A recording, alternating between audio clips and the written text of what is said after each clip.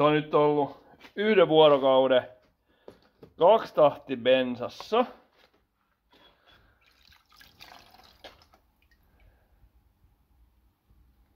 Ja kyllä sit varmaan vähän oli liuannut pois.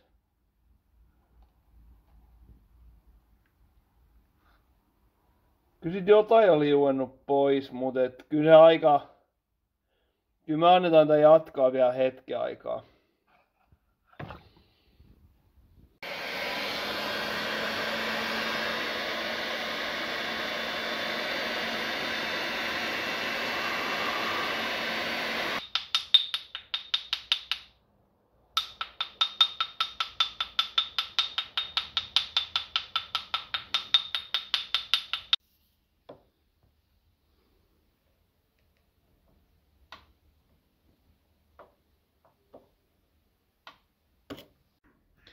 No niin, lähdin sitten irrottamaan näitä männärenkaita ja kävi sitten sillä tavalla, kun pelkäsin, että ne oli yksinkertaisesti niin kovasti jumissa, että ne ei lähteneet ehjänä. Eli tässä on ylempi männärengas tai se mitä siitä on jäljellä ja tässä on sitten alempi.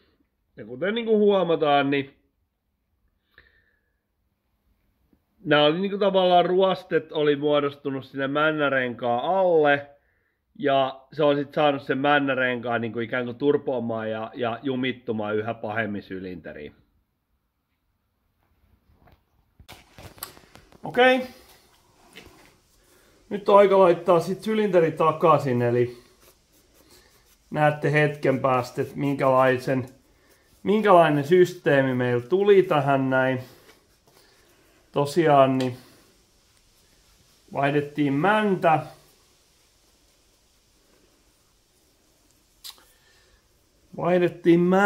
Ja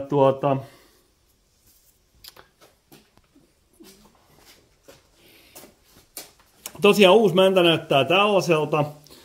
Tästä täytyy katsoa se ylöspäin nuoli, että se on oikeasti ylöspäin. Eli tässä tapauksessa se on tänne minuun päin. Mäntä tulee näin päin tähän. Ja sitä ennen varmaan voisi laittaa ton tiivisteen. Tällaisessa moottorissa niin tää sylinterin ja kampikammion väli, niin tämmöiset paikat täytyy olla kaikki aika tiiviitä, koska jos tänne kaksitahtikoneeseen tulee ilmaa jostain ylimääräisestä paikasta, mitä nyt joka tapauksessa tulee, niin se aiheuttaa helposti sen, että se moottori käy liian laihalla ja se johtaa sitten konerikkoon. Mutta mä laitan nyt tän tiivisteen eka paikalle. Anna pyörii vaan. Noin, se on tämmönen paperitiiviste. Se laitetaan näin päin.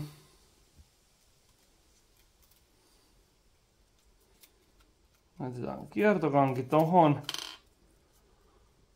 Sitten tässä vaiheessa niin mä laitan tänne alakertaan hieman öljyä, koska tää ei ole pitkää aikaa saanut voitelua, niin sujautetaan sinne vähän.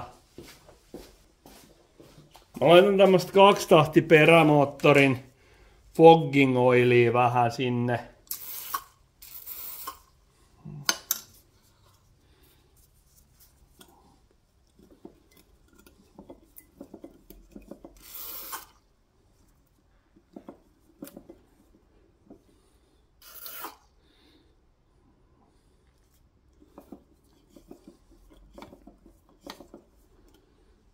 Noin.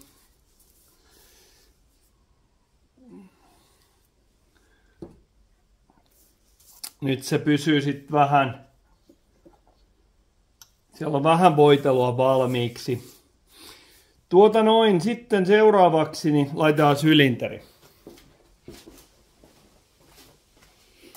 Korjaan. Ennen sylinteriä täytyy tietysti laittaa mäntä paikalleen. Laitetaan ensin toinen pää tonne. Tällainen prikka menee tonne sisään tonne mäntään.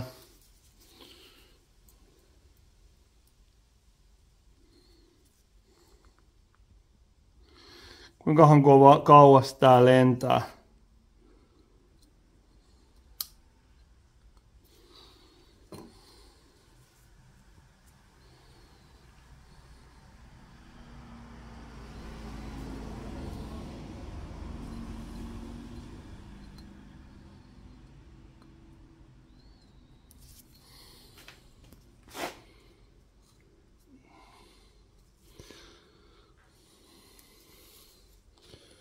Tulee tähän kuvaamaan.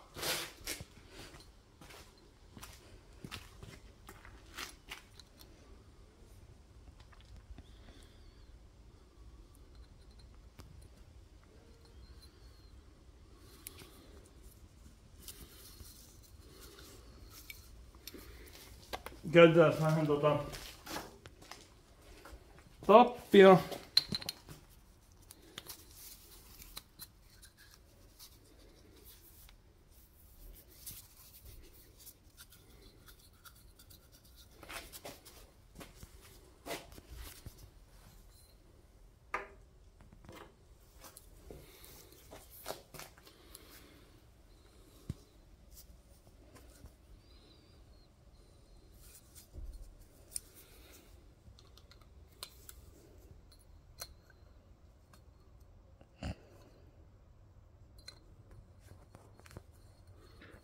Kun vähän pyörittää, niin huomaa, että se on sitten siinä varmasti siinä paikallaan siinä urassa. Noin.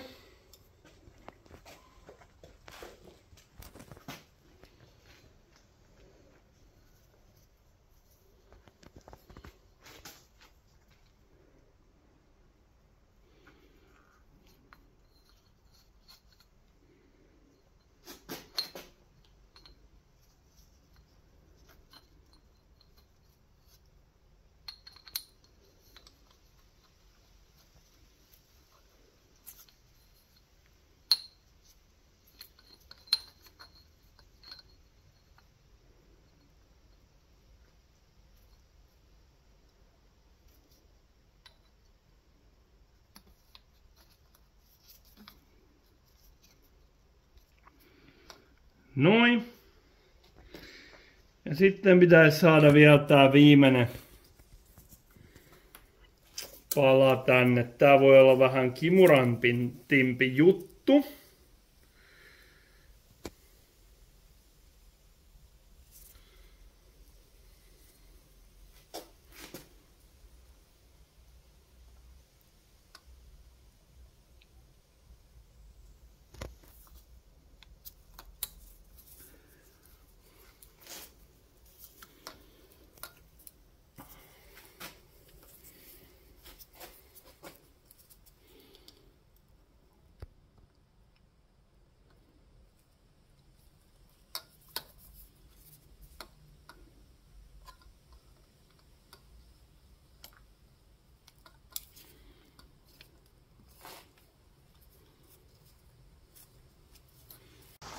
Eli tässä molempien männärenkaiden kohdalla on semmoinen nypykkä, mihin sen kohdan pitää tulla, missä männärengas sulkeutuu. Jos ne ei ole kohdallaan, niin tätä ei pysty kasaamaan. Noin, nyt ne on oikeassa kohdassa. Ja sen jälkeen otetaan sylinteri käteen.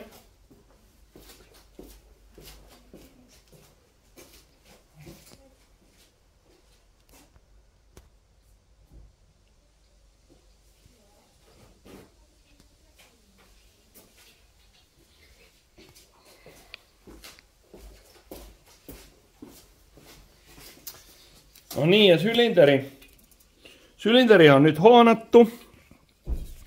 Ja noi kanavat, tai se on itse asiassa porattu. Ja noi kanavat on nyt laitettu myös pyöristetty kanavien reunat. Me pikkusen huuhtastaan tätä sylinteriä vielä. Että me saadaan kaikenlainen töhkä sieltä pois.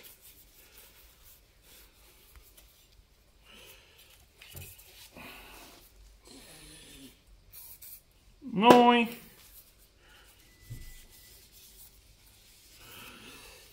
Ja sit meidän tulisi saada jotenkin tää mäntä tähän kiinni.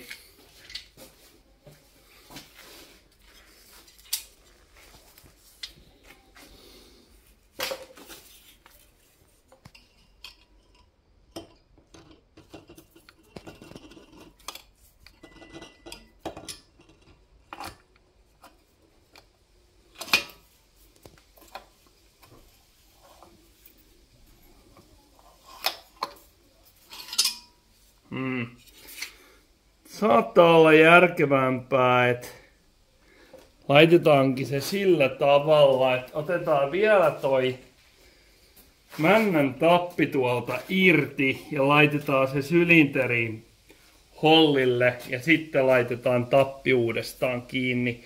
Vähän tuntuisi, että se voisi olla fiksumpaa.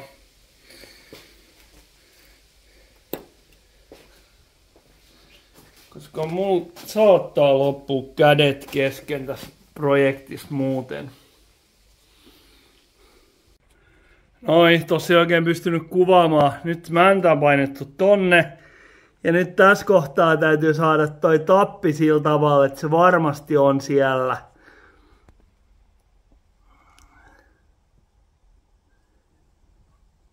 Siellä kolossa.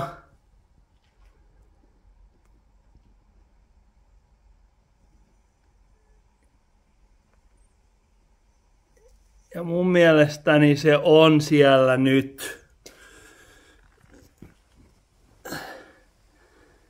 Kyllä se siltä mun silmään vaikuttaa. Sitten laitetaan otetaan toi pois. Ja lyödään pytty kiinni. Näin.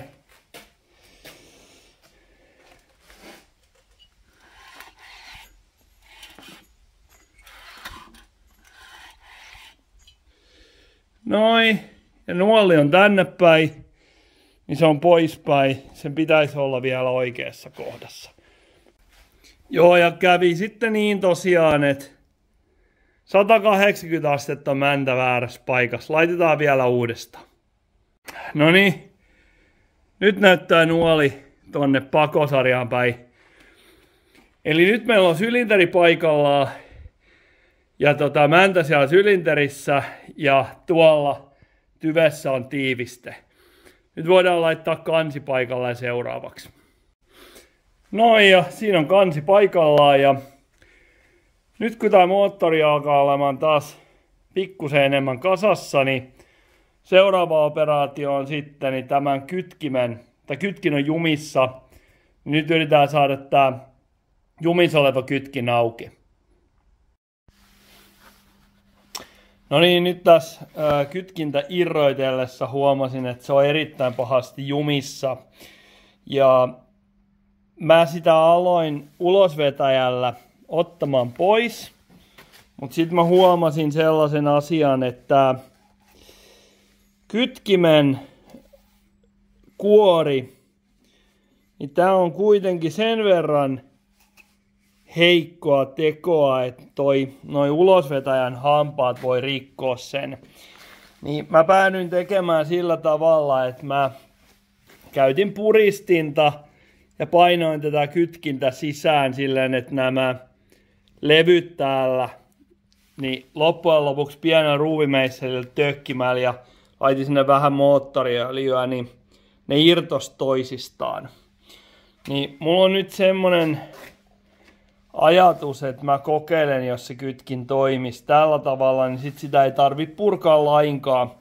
Tietenkään se ei poista sitä ongelmaa, että sitä kytkintä ei nyt ole saatu irrotettua, mutta ainakin pystytään niinku katsomaan, että toimiiko se ja pystyykö tällä vehkeellä ajamaan. Eli näytän vielä, mistä on kyse. Eli nyt kun mä puristan tätä kytkintä, niin se kytkin liikkuu. Ja mä olen saanut nyt nämä renkaat, tai nämä levyt, mitä tässä on, niin mä oon saanut nämä levyt myös liikkumaan. Eli nyt ne levyt liikkuu vapaasti ja se oli nimenomaan, se koko pakka oli jumissa ja nyt se on irti, niin mulla on nyt semmonen turvallinen ratkaisu, että mä en revittää sen enempää, vaan lähdetään siitä, että jos tää kytkin nyt toimisi. Sen näkee sitten, kun me kokeillaan sitä. No niin, moottori on kasassa. Kiristin keskiöön, laitan siihen sokan. Nyt tässä ei tunnu ainakaan enää hirveästi klappia, tai ei käytännössä yhtään. Ja kytkin kotelo on paikallaan. Tänne täytyy laittaa öljyä, mutta se laitetaan sitten siinä vaiheessa vasta, kun se on kokonaan kasassa, koska täältähän olen ottanut tämän vaihteenvaihtajan irti kokonaisuudessaan, niin me ei voida sitä vielä laittaa. Nyt mä alan voitelemaan koloa tossa, että saadaan sitten se tappi siihen, jolla se kiinnitetään runkoon. Me laitetaan tätä nyt sitten, koitaan kingetä se tuohon runkoon takaisin kiinni. No niin, tässä on pari hikistä vaihetta. Valitettavasti ei pysty kuvaamaan samaan aikaan kuin tätä turaa, eli moottori laitettiin tonne, tuolla näkyy pultti, niin tollasella pultilla takaisin läpi ja vähän rasvailin sitä ja se tuntuu pysyvän hyvin paikallaan. Ja sen jälkeen mä vedin nämä vanhat vaijerit tänne paikalle ja nyt mä laitan tohon vaihteenvaihtajaan, mä laitan siihen uuden tiivisteen, koska sitä ei ole tarkoitus enää ottaa auki. Ilman muuta nämä vaijerit täytyy kaikki vaihtaa, se on ihan turvallisuuskysymyskin, mutta tosiaan tässä vaiheessa, kun täytyy katsoa, että saako tähän henkeä vai ei, niin koitetaan minimoida kaikki tämmöiset ylimääräiset kustannukset. Seuraavaksi laitetaan toi vaihteenvaihtaja paikalleen. Se voi olla aikamoinen turaaminen, mutta mä luulen, että samaan aikaan kun vääntää vaihdetta, hetkinen, onko se nyt sit isommalle, niin toi tappi menee tonne taaemmas ja sitten me saadaan niin kuin silleen ujutettua tuo vaihtaja siihen paikalle. Ja tosiaan erilaisia tiivisteitä löytyy sitten täältä, niin tilasin Italiasta sen männän kaverina tällaisia vehkeitä sitten.